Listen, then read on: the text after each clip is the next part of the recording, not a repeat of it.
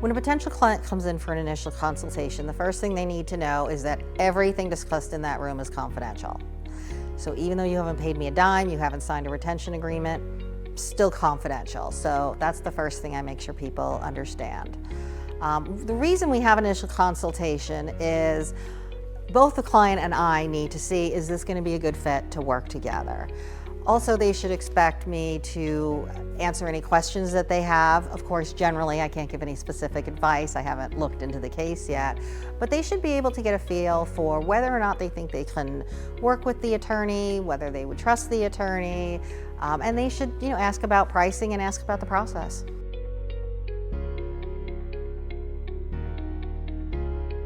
A lot of clients come in and either they have maybe behaved badly in the marriage or their spouse has behaved badly in the marriage. And with limited exceptions, courts don't care.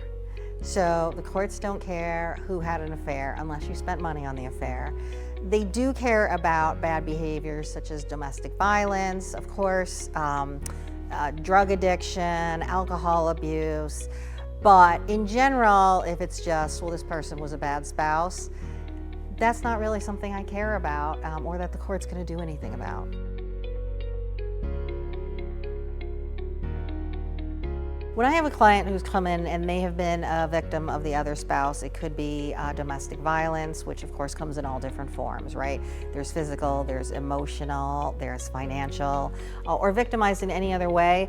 That's something that we have to take into account in every part of the case.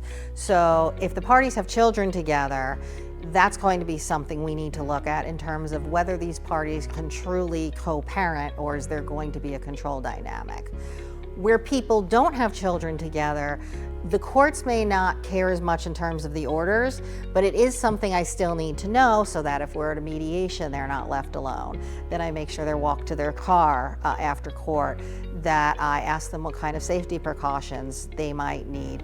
So we do want to make sure that clients are safe and that to the extent that their victimization involves legal issues, that those are addressed.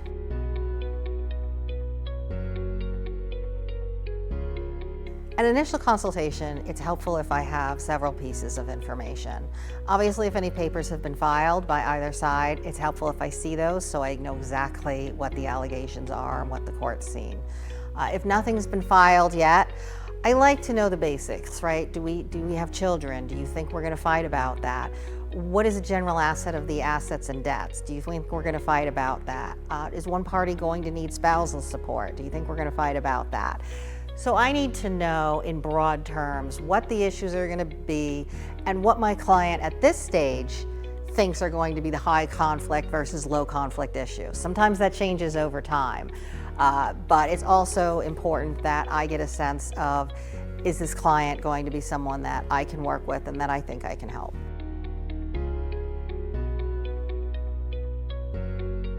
An initial consultation is not a time for potential clients to tell me every single thing that's ever happened during this relationship, whether it's married or partners with a child in common. I don't need to know the whole history of how they met and how it's been over the years and what's been happening and what arguments they've had and how the family's been involved. I don't need all of that. I understand they may want to tell me, and that's fine, but I charge for my time, so I try to remind them that I want to use their money efficiently. So I generally will try to redirect them to things that I can actually do something about.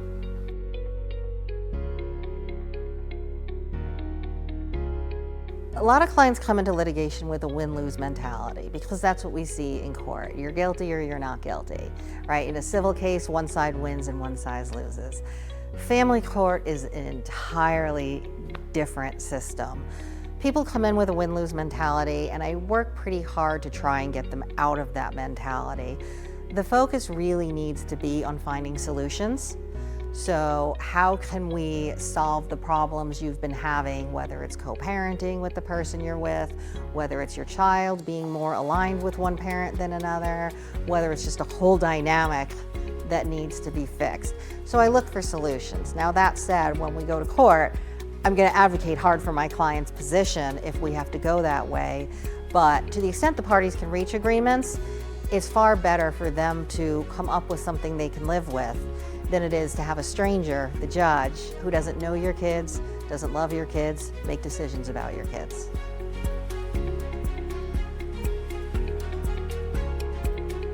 It's always interesting to me, and now I've seen the pattern. When people come into an initial consult, they're usually scared. That may manifest itself in different ways, but underlying is fear because they're currently in a position of unknown. They don't know where they're going to be living. They don't know what access they're going to have to money. They don't know when their children are going to be living with them. Everything is changing at once in a way a lot of people never expected it to. So they come in with a lot of fear. Some people are crying, some people are yelling, some people are withdrawn. And through the initial consultation, pretty regularly, the potential client will say, oh my God, I feel so much better. Now, nothing's really changed, except that they now have some information, and there's a lot of power in at least having that information and having a plan to move forward. So usually when they leave, you can see that they're relieved, they're a little lighter, they're just not as stressed and as fearful as when they walked in.